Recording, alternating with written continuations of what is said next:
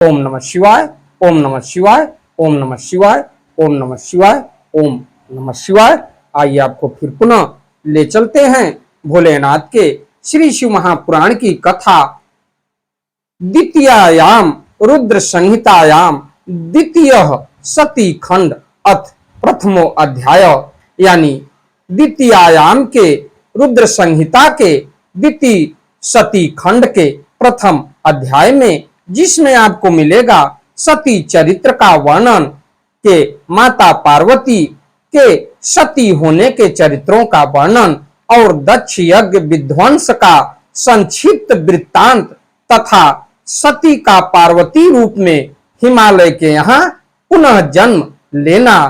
तो ये बड़ी मार्मिक कथा है कि जो भी इस कथा को सुनेगा और पढ़ेगा भोलेनाथ उसका कल्याण करेंगे। तो आइए चलते हैं भोलेनाथ के श्री शिव महापुराण की कथा द्वितीयायाम के रुद्र संहिता याम द्वितीय अथ प्रथमो अध्याय में सती खंड में। तो इससे पहले विघ्नों को हरने वाले भगवान गणेश और विद्या की प्रदायिनी मां सरस्वती के श्री चरणों में शीश नवाते हुए विनम्र निवेदन करूंगा कि हमारे देश संसार में जहां भी भोलेनाथ के श्री शिव महापुराण की कथा हो रही हो, उसे संपन्न करने में अपना पूर्ण योगदान दें।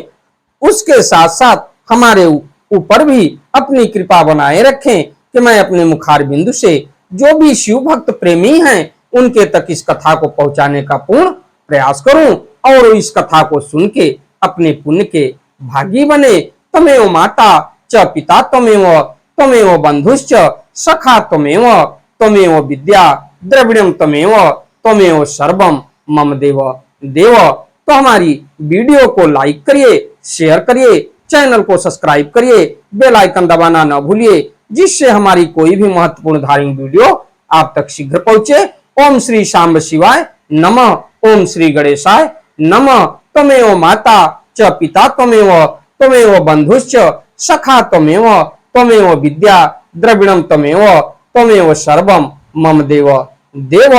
तो नारद उवाच, देखा जाए तो पूरे श्री शिव महापुराण की कथा को अगर कोई प्रश्न उत्तर किया है तो ब्रह्मा और नारद जी ने ही उनके वृत्तांतों का वर्णन किया है, जिसे महर्षि वेद व्यास ने लिख दिया है अपने भोलेनाथ के श्री शिव महापुराण की कथा में। तो नारद उवाच, नारद जी बोले, विद्ये सर्वं विजानासि कृपया शंकरस्य च त्वयाद्भुता हि कथिता कथा में शिवो शुभाः तत्त्वं न खाम्भो जन संवृत्ताम श्रुत्वा शिव कथाम पराम अतृप्तो हि पुनस्ताम वै श्रोतुमिच्छाम्यहं प्रभो पूर्णा सशंकरस्यैव यो रुद्रो वर्णितः पुरा विद्ये त्वया महेशानः कैलास शनि लयो वशी स योगी सर्व विष्णुवा दिश सुरे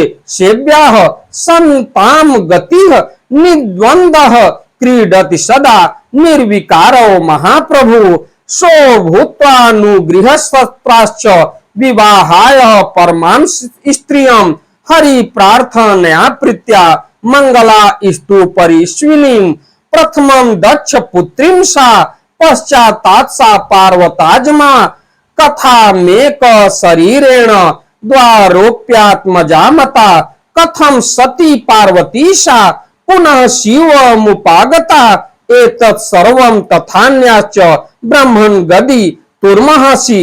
तो उसके बाद नारद जी बोले, हे विधे, भगवान शंकर की कृपा से आप सब कुछ जानते हैं। आपने शिव और पार्वती की बहुत ही अद्भुत तथा मंगलकारी कथाएं कही है। आपके मुखार बिंदु से मैं पुनः इस कथा को सुनना चाहता हूं कि निकली हुई शंभु की श्रेष्ठ कथा को सुनकर मैं अतृप्त ही हूं।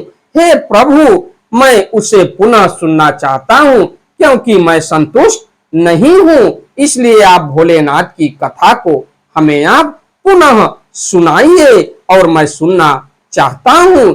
ये नारद जी बोले, हे विदे, पहले आपने शंकर के पूर्णांश महेशान कैलाशवासी तथा जितेंद्रिय जिन रुद्र का वर्णन किया वे योगी जितेंद्रिय विष्णु आदि सभी देवताओं से सेवा के योग्य संतों की परम गति निर्विकार महाप्रभु निर्द्वंद होकर सदैव क्रीड़ा करते रहते थे।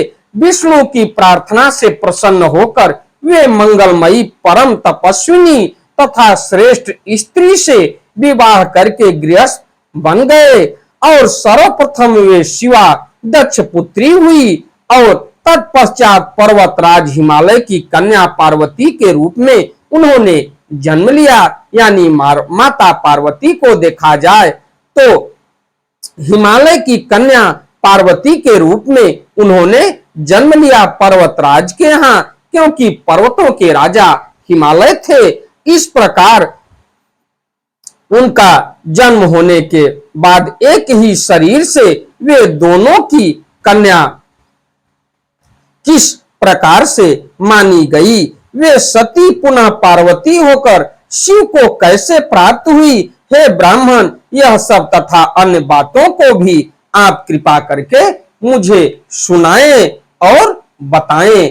तो सूत उवाच, सूत जी बोले कि इति तस्य वचः श्रुत्वा सुरसेह शंकरात्मनः प्रसन्न मानसो भूत्वा ब्रह्मा वचनम ब्रवीति।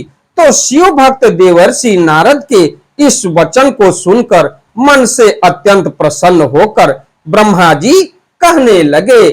तो उसके बाद मैं आपको आगे ले चलता हूं। ब्रह्मोवाच, ब्रह्मा जी बोले कि शृणुतात मुनि श्रेष्ठ कथयामि कथां शुभाम याम श्रुत्वा सफलम जन्म भविष्यति न संशयः पुरा हम स्वसुतां दृष्ट्वा संध्याहाम तनयेशः अभवं विकृतस्तात काम बाण प्रपीडितः धर्म स्मृतस्तदा रुद्रो महायोगी परः प्रभु धिक्कृत्वा माम सुतेस्तात स्वस्थानम गतवानयम्।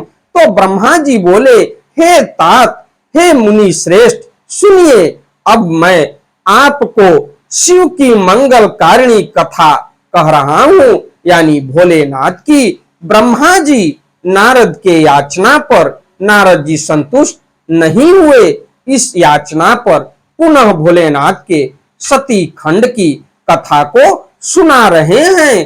तो मैं शिव की मंगल कारिणी कथा कह रहा हूं, जिसको सुनकर जन्म सफल हो जाता है, इसमें संशय नहीं है। तो हे तात, पुराने समय की बात है, अपनी संध्या नामक पुत्री को देखकर पुत्रों सहित मैं कामदेव के बाणों से पीड़ित होकर विकारग्रस्त हो गया।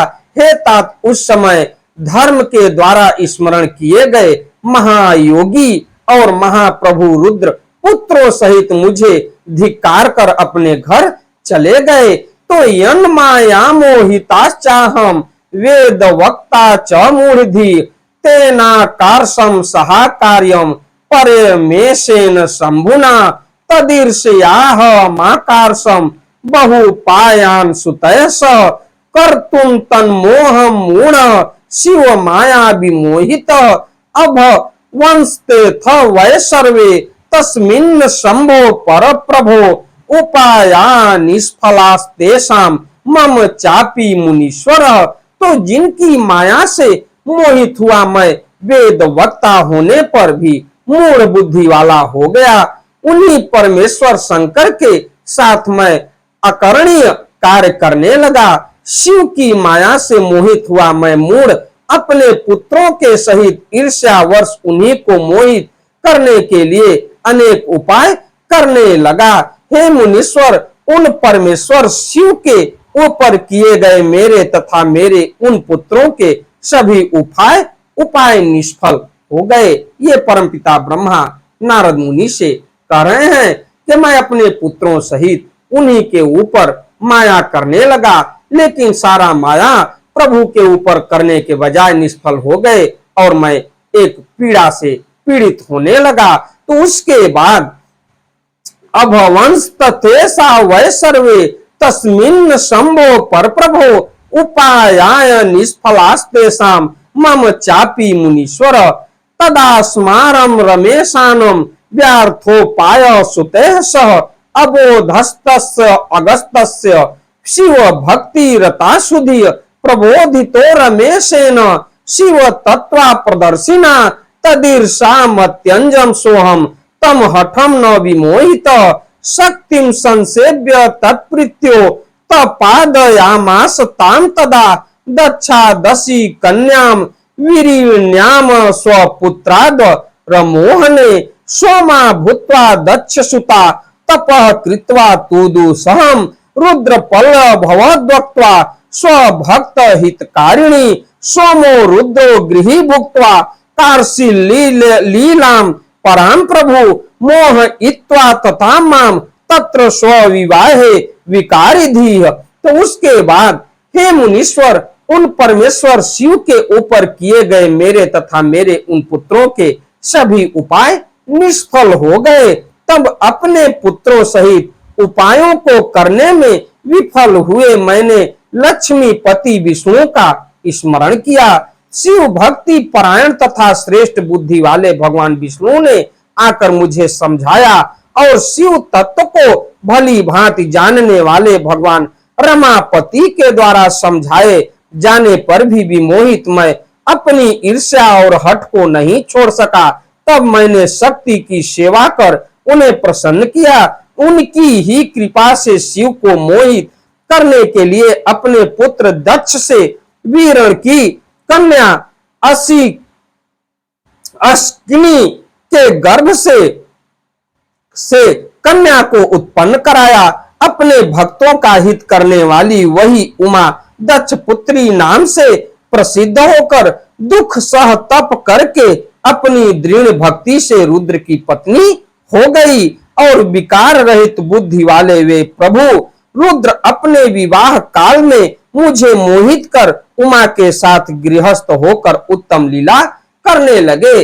उस समय उमा के साथ विवाह कर संतान उत्पन्न करने की इच्छा से अपने कैलाश पर्वत पर आकर स्वेच्छा से शरीर धारण करने वाले तथा सदा स्वतंत्र रहने वाले सदा शिव अत्यंत विमोहित होकर उनके साथ रमण करने लगे।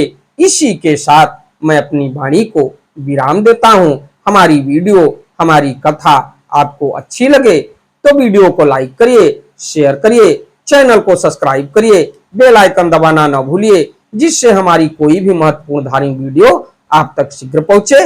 आपके ऊपर, आपके परिवार के ऊपर, देश संसार के ऊपर भोलेनाथ की कृपा बनी रहे। आपका दिन मंगलमय हो। अगली कथा में मैं आपसे फिर मिलता हूं अपने चैनल, अपने वीडियो, अपने वाणी के माध्यम से और एक एक खंड और एक एक अध्याय आप तक पहुंचाने का पूर्ण प्रयास करूंगा। क्योंकि देखा जाए तो भोलेनाथ का श्री शिव महापुराण सभी पुराणों में सबसे उत्तम पुराण माना गया है। अगर मृत्यु पर कहीं से विजय प्राप्त होती है तो उसमें सर्वप्रथम भोलेनाथ की ही कृपा होती है। तो चलते चलते एक बार प्रेम से बोलिए श्री शिवाय नमस्तुभ्यम, श्री शिवाय नमस्तुभ्यम, श्री शिवाय नमस्तुभ्यम, श्री शिवाय नमस्तुभ्यम, श्री शिवाय नमस्तुभ्यम। धन्यवाद।